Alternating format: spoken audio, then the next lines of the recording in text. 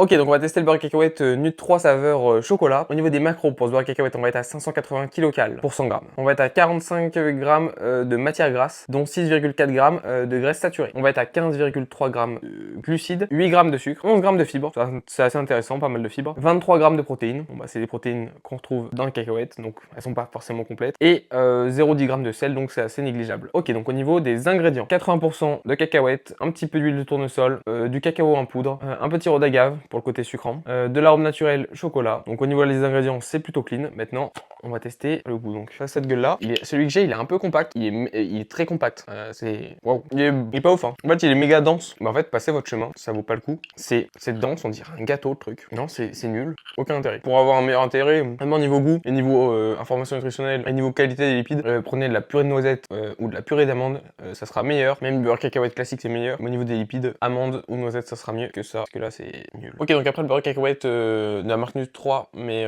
goût chocolat, j'ai testé le beurre cacahuète caramélisé. Donc c'était fait avec du Fit 4 apparemment. Alors franchement, pour le coup, celui-là, il est vraiment incroyable. Au niveau des macros, si on parle rapidement, on va être à 582 kcal pour 100 grammes, comme tout le beurre cacahuète. 22 grammes de prot. On va avoir quand même 5,9 grammes de fibres, c'est toujours ça. Au niveau des matières grasses, bon bah, on va être à 42 grammes de matières grasses, dont 8 grammes d'acide gras saturé. Et au niveau des glucides, on va être à 26 grammes de glucides, dont 20 grammes de sucre, tout simplement parce qu'il y a du sucre, puisqu'il y a un petit côté caramélisé. Voilà, c'est ce qu'on retrouve. Le sucre qui est utilisé, c'est de la fleur de coco. Bon, la fleur de coco, ça essaye d'être un peu meilleur que les autres, ça reste du sucre. Voilà. J'ai envie de dire, franchement, c'est un produit à consommer, bah, c'est ok.